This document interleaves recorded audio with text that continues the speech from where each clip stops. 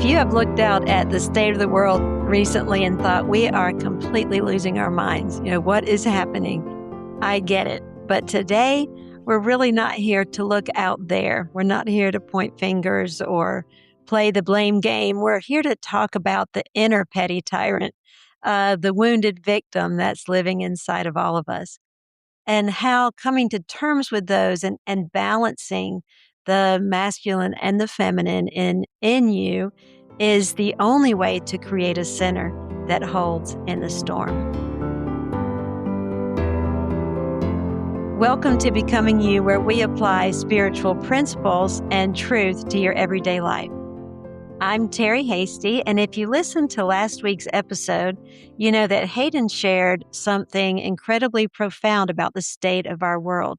He talked about the current global chaos through the lens of this imbalance between the masculine and feminine energies, specifically how an ego-driven, hyper-masculine force has dominated human history. So I'm not talking about just the last 10 years. I'm talking about throughout history of human beings.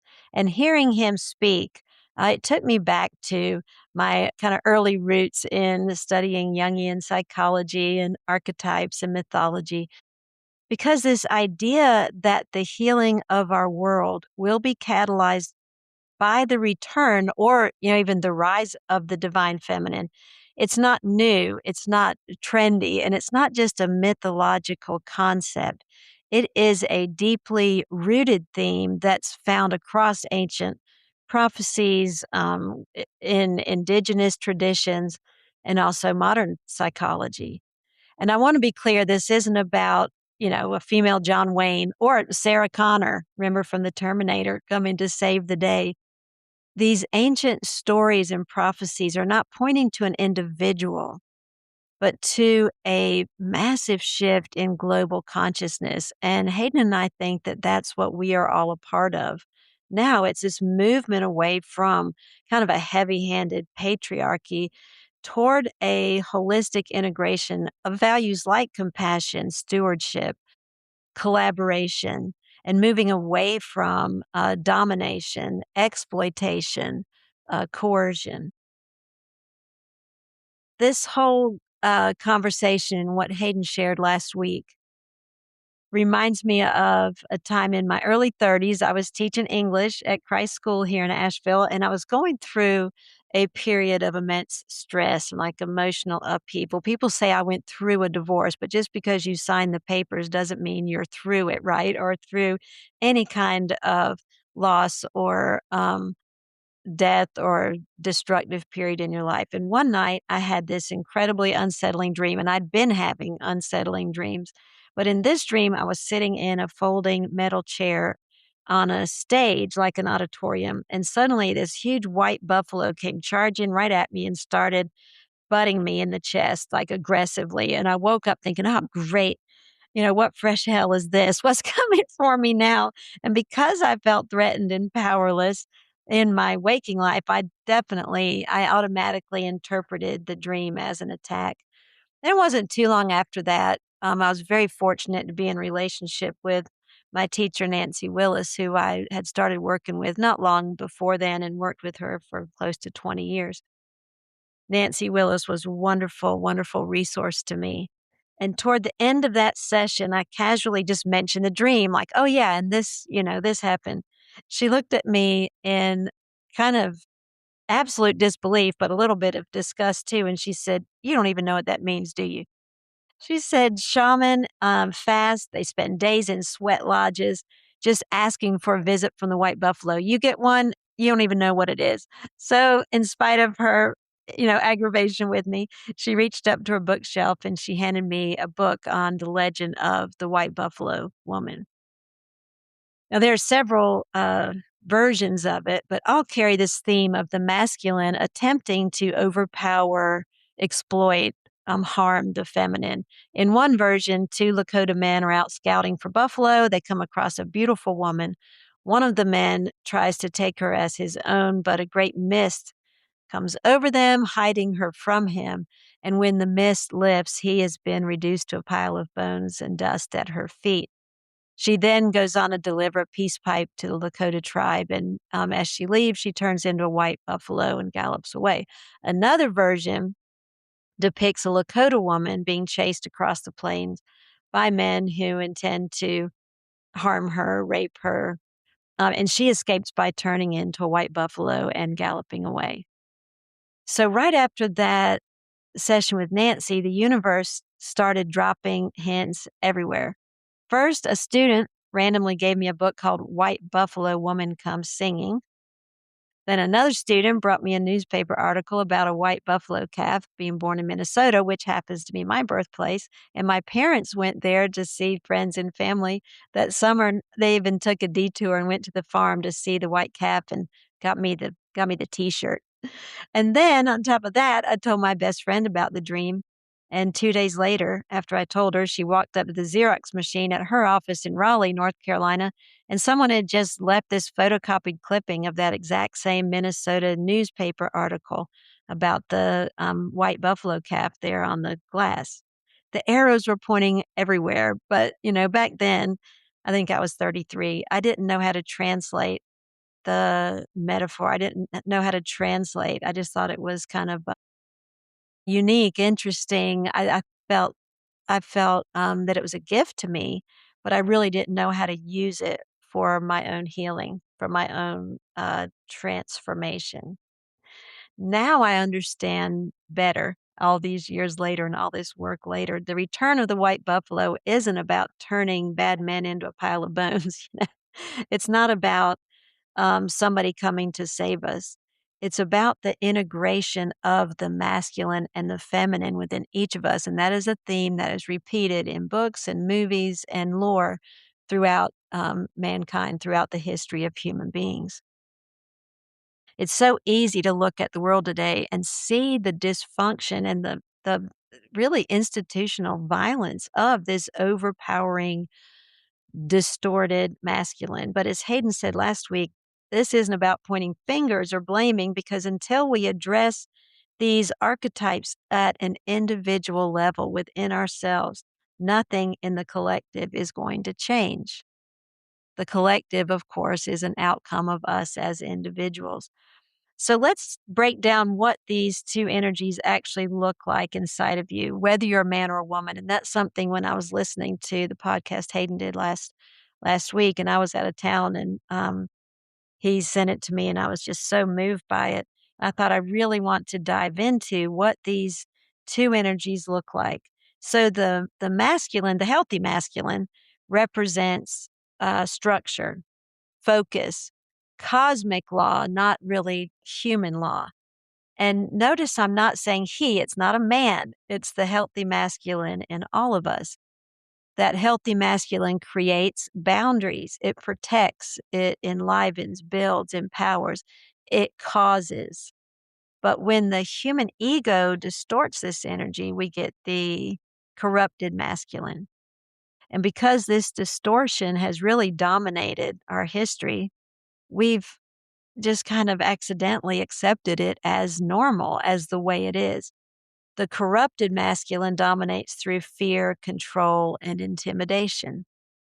And there are many, many women who know that and men who have that experience. It operates on this strict win-lose matrix and views empathy as a fatal flaw, like something for suckers. The corrupted masculine reduces relationships and people to just objects that they can exploit. It's very transactional instead of relational. But deep down, this petty tyrant is really terrified of being found out, of looking weak. So it refuses to ever take responsibility or admit a mistake. And we've all had that in our own psyche where we knew we were wrong, but we kind of doubled down and we refused to admit that. And in observing this out there, we tell ourselves, well, it's terrible, but hey, it's survival of the fittest. You got to toughen up, you got to just look at things from the point of view of reality, and it's killing us. Healing this dysfunction really requires bringing together strength and vulnerability. True power lies in the ability to protect and build, not dominate, not just hide out behind kind of this masculine aggression, and not deceive. It's to protect and to build and to create the container for others to do that as well. Now, the healthy feminine is equally powerful. It has the capacity to feel and name and express a wide variety of emotions, complex emotions, without being overwhelmed by them. You know, in our culture, and maybe in others, I can just speak for ours here in the United States, there has been this stereotype of women being overly emotional. But what it is the unhealthy female in any of us, regardless of our gender. But a healthy female can feel, name, express these emotions without being overwhelmed. The healthy female values feelings as vital data. You know, it's something that's very important and valid and reliable. The healthy feminine really thrives in deep intimacy, in empathy, and genuine community.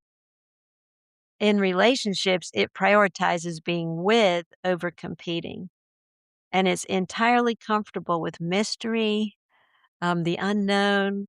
And this is very important. It's comfortable with being patient, with allowing things to develop organically rather than forcing them.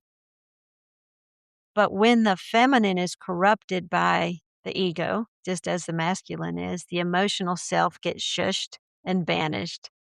And when you ignore the feminine, it eventually storms the castle. And we've all had that experience. It manifests as sudden bouts of depression or cynicism, negativity. And it seems like it comes out of nowhere. And we say things like, I didn't know it was coming. I couldn't control it. I couldn't help it. You know, and because we don't like that feeling, then the unhealthy feminine resorts to underhanded tactics like guilt tripping or um, playing the victim. Why does this always happen to me?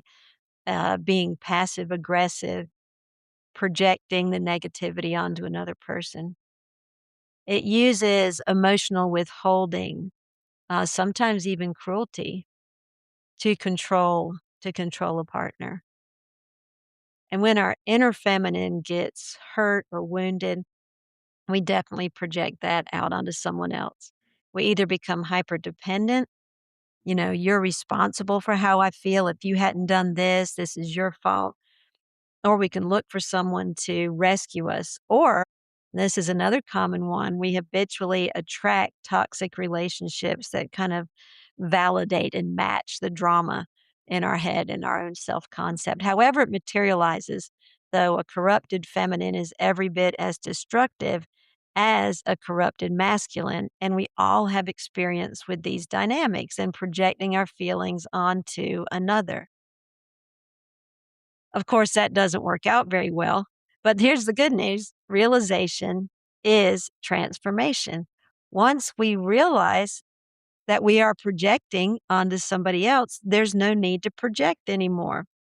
So, how do we get to that point? You know, how do we unify the masculine and the feminine within? And this is really where I want to get to in this podcast. Before we look at how this shows up in our daily relationships, I want to invite you to take a huge step toward doing this kind of integration work with us in person. If today's conversation is stirring something in you and you're realizing that you're ready to stop looking out there and start transforming from the inside out, we invite you to join us for our upcoming weekend retreat at the Omega Institute in Rhinebeck, New York. It's happening July 31st through August 2nd. And we're going to spend 3 days together on this beautiful campus, diving much deeper into these kind of invisible dynamics and learning how to bridge that gap between strength and vulnerability, mastering how to balance our inner masculine and our inner feminine. It's going to be a weekend of deep connection, of healing, and of practical wisdom for all of our evolution. So it's time to make your plans to attend. You can head over to the link in our show notes, or you can visit our website at truthspringasheville.com to secure your spot. And we would truly love to see you there. And let's work to create a more conscious world together. Now, coming back to how these dynamics show up in our everyday lives, I wanted to share something with you that I just witnessed. It was a couple talking about a situation recently, and one person who happened to be a man said, I want you to know that I think about your feelings when I'm making my choices. I don't want to do anything to hurt you, but I know sometimes you are hurt. The woman responded, see, that's what I'm talking about. That is so disrespectful. I'm so confused right now. I don't even know what to say. And then she turned and walked away, completely controlled by her unhealthy inner feminine. Sometimes we're oblivious to it, but other people can see it. It's as if there's a marquee that's really highlighting exactly what's going on inside of us. Well, kind of predictably, the man moved into his unhealthy inner masculine, dropped his head, and started sulking, which is really just a cover for anger that he's not capable or he's not aware of or capable of addressing yet. Now, from my point of view, which doesn't matter, but this is what I observed, his original statement was authentic. He genuinely wanted to communicate effectively. His partner's response was one of no responsibility and was primarily just projection. But she was sincerely not aware of it and felt that her response to him was justified. And that's where we get into all kinds of trouble in our relationships, where we're looking out there uh, to determine how we feel in here rather than starting on the inside of what's really causing me to feel this way. When we realize I just projected my own feelings of self doubt, sometimes even self loathing onto this other person, often my partner, for them to fix, I'm expecting them to fix this self doubt, this self loathing. When we realize that we just projected it, we can turn around, we can apologize, we can embrace the opportunity for real communication and connection. But to do that, we have to recognize that self doubt is the culprit in conflict. It's that poisonous voice in your head that's always seeking validation that you're not respected or you're not loved or you're not worthy. John Sanford wrote a wonderful book called Invisible Partners, which talks about the masculine and feminine dynamics in each of us. And notice it's not called invisible adversaries, although one of the two will likely try to dominate you at any given time. But both the feminine and the masculine are partners, and they're here to help us live fulfilled and happy lives. Sanford wrote, even the most elemental knowledge of oneself is something most people resist with the greatest determination. Usually, it is only when we are in a state of great pain or confusion, and only self knowledge offers a way out, that we are willing to risk our cherished ideas of what we are like in a confrontation with the truth. And even then, many people prefer to live a meaningless life rather than go through the disagreeable process of coming to know themselves. So, with that in mind, maybe the best way to approach this is to number one, recognize that you're crazy, that I'm crazy. We have these voices in our heads, we have these old closed tape loops. But number two, choose to not be crazy. You don't have to keep doing that. I don't have to keep doing it. Now you can get to work. And a great place to focus is on this balance of the healthy feminine and the healthy masculine, this integration of the two is vital to becoming an individualized human being, somebody who is comfortable in their skin, who knows that they are whole and complete and functions that way, who doesn't need anyone else to complete them, but who actually shares their whole and complete self with another. The masculine provides the stable container, asking what needs to be built, using logic and objective analysis to cut through all the noise and get to the truth. The feminine fills that structure with content, asking, how does this feel? Using holistic intuition and empathy to connect the dots. Together, the container and the content create wisdom, create stability. So, how do we do that? Together, these archetypes create a safe haven. Clarissa Pinkola Estes writes about this beautifully in her book, Women Who Run with the Wolves, and I can't recommend that highly enough, particularly in the story Sealskin, Soulskin, where she talks about a woman who relinquishes her power, her masculine within, to try to fulfill what she perceives she needs to fulfill as a woman, to let the feminine take the lead, so to speak. Instead of fulfilling the feminine, she begins to just dry up, to wither away. And she hears this voice calling her from the deep, and it is a masculine voice. And it's calling her to return to herself, and she does. She goes and dives beneath the waves and reclaims her masculine side and her ability to act and her ability to choose things that are healthy, for her. We see this in modern myths. For example, Disney does a great job with it, and one that I particularly like is the movie Frozen, where Elsa, one of the protagonists, is initially captivated really by her distorted masculine power, and she only knows how to use it to isolate and to really destroy until she is able to listen to this feminine voice calling her back to empathy and to love and to creating out of empathy and love rather than out of fear. When we're out of balance, we will be called back. These aren't just stories that have been Disneyfied. These aren't just myths. We feel it, we hear it. We just have to be willing to listen. An individualized person, and I mentioned this before, masters both the feminine and masculine aspects of themselves. You can map out a fierce career path, for example, but remain connected to your colleagues, remain empathetic and present at home. They can stand up for themselves. They can even end a relationship without closing off their heart. They can end a relationship without putting that other person out of their heart. That's how powerful we are. This balance creates a center that holds in a storm. So I want to circle back to my white buffalo dream, and just add a little more meat on the bones. The buffalo, of course, was very large, and he was headbutting me. I don't know how I knew it was a he, but it was headbutting me repeatedly. It was this masculine dynamic, and the message was clear, like move.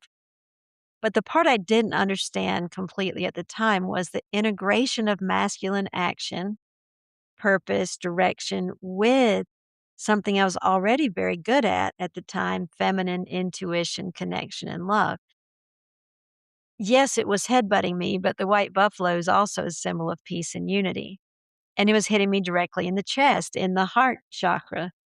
So it's this call to move, to create, to persevere, to be fierce, but with love and empathy for yourself and for others. I thought I was just having to kind of grab a hold of the masculine. It's probably when I started wearing suits with shoulder pads, which I learned not to do a couple of decades later, because it's not about becoming masculine if you're a woman or becoming feminine if you're a man. It's about integrating the two. I also came to understand that folding metal chair, and I'm not trying to get too nitpicky, but I think this is important for us. I was sitting in this folding metal chair, which is not only uncomfortable, but it's not permanent.